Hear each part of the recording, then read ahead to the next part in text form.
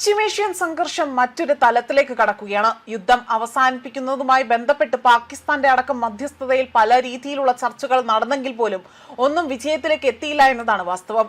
ആദ്യഘട്ട ചർച്ച പൂർത്തിയായപ്പോഴേക്കും ഹോർമൂസിൽ കൂടുതൽ ഉപരോധം ഏർപ്പെടുത്തിക്കൊണ്ട് ഇറാനെ സമ്മർദ്ദത്തിലാക്കാനാണ് ട്രംപ് ശ്രമം നടത്തിയിരിക്കുന്നത്. മാത്രമല്ല, ഹോർമൂസിലേക്ക് കടക്കാൻ ഒരൊറ്റ കപ്പൽ പോലും അനുവദിക്കില്ല എന്നതായിരുന്നു US സൈന്യം അവിടെ വ്യക്തമായ നിലപാട് ഉറപ്പിച്ചത്. ഇപ്പോൾ US സെൻട്രൽ കമാൻഡ് പുറത്തുവിട്ട ദൃശ്യത്തിൽ ഇറാൻ തുറമുഖങ്ങളെ ലക്ഷ്യമാക്കി നീങ്ങിയ കപ്പലുകളെ വഴിതിരിച്ചുവിടുന്ന ദൃശ്യമാണ് അവർ പുറത്തുവിട്ടിരിക്കുന്നത്. മാത്രമല്ല, ഇറാൻ തുറമുഖങ്ങളെ ലക്ഷ്യമാക്കി അമേരിക്ക ഏർപ്പെടുത്തിയ സമുദ്ര ഉപരോധത്തിന്റെ ദൃശ്യങ്ങൾ US സെൻട്രൽ കമാൻഡ് വലിയ രീതിയിൽ ഇവിടെ പുറത്തുവിടുകയും അത് ചർച്ചകൾക്ക് വഴിവെക്കുകയും ചെയ്തിരിക്കുകയാണ്. ഉപരോധം ലംഘിക്കാൻ അവിടെ ശ്രമിച്ച ഒരു ചരക്കു കപ്പലിനെ US നാവികസേന തടഞ്ഞ് മറ്റൊരു ദിശയിലേക്ക് തിരിച്ചുവിടുന്നതായി തന്നെ ഈ ദൃശ്യത്തിൽ കാണാൻ സാധിക്കുന്നുണ്ട്. US നാവികസേനയുടെ USS മൈക്കൽ മർഫി ഇതാണ് ആ കപ്പലാണ്. ഇവിടെ യുദ്ധക്കപ്പൽ മോട്ടോർ വെസൽ മോളി എന്ന മറ്റൊരു ചരക്കു കപ്പലിനെ കൂടെ തുടർന്നുകൊണ്ട് പുറത്തു വന്ന ദൃശ്യത്തിൽ ഇവർ വഴിതിരിച്ചു വിടുന്നതായി തന്നെ കാണാൻ സാധിക്കുന്നത്. കപ്പലിലെ ജീവനക്കാരെ ബന്ധപ്പെട്ട നാവികർ ഉപരോധത്തിന്റെ കാര്യം അറിയിക്കുകയും മറ്റൊരു തുറമുഖത്തേക്ക് പോകാനായി തന്നെ ആവശ്യപ്പെടുകയുമാണ് ചെയ്തിരിക്കുന്നത്. അടുത്തുള്ള ഒരു തുറമുഖത്തേക്ക് കപ്പലിനെ അനുഗമിക്കുമെന്ന് അറിയിക്കുകയും തങ്ങളുമായി തന്നെ സഹകരിച്ചതിന് നന്ദി പറയുകയും ഇവിടെ ചെയ്യുന്നുണ്ട്.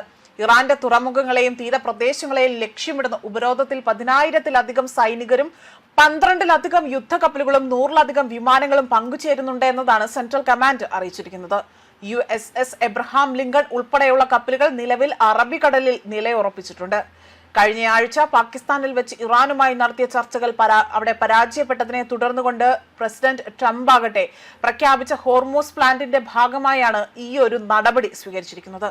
ഉപരോധം വിജയകരമായി തന്നെ മുന്നോട്ട് പോവുകയാണ് എന്നും ഒരു കപ്പൽ പോലും US നാവികസേനയെ മറികടന്നുകൊണ്ട് പോകാൻ ശ്രമിക്കുന്നില്ല എന്നും ട്രംപ് ഇവിടെ അവകാശപ്പെട്ടിരുന്നു.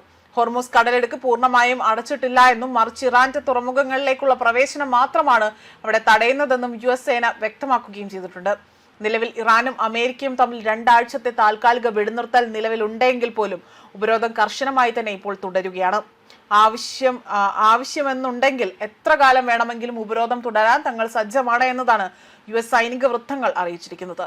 ഈ നടപടി മേഖലയിലെ സമാധാന ചർച്ചകളെ എങ്ങനെ ബാധിക്കുമെന്ന ആശങ്കയിലാണ് ഇപ്പോൾ അന്താരാഷ്ട്ര സമൂഹം അവിടെ നിലകൊള്ളുന്നതും. ന്യൂസ് ഡെസ്ക് കർമ്മ ന്യൂസ്.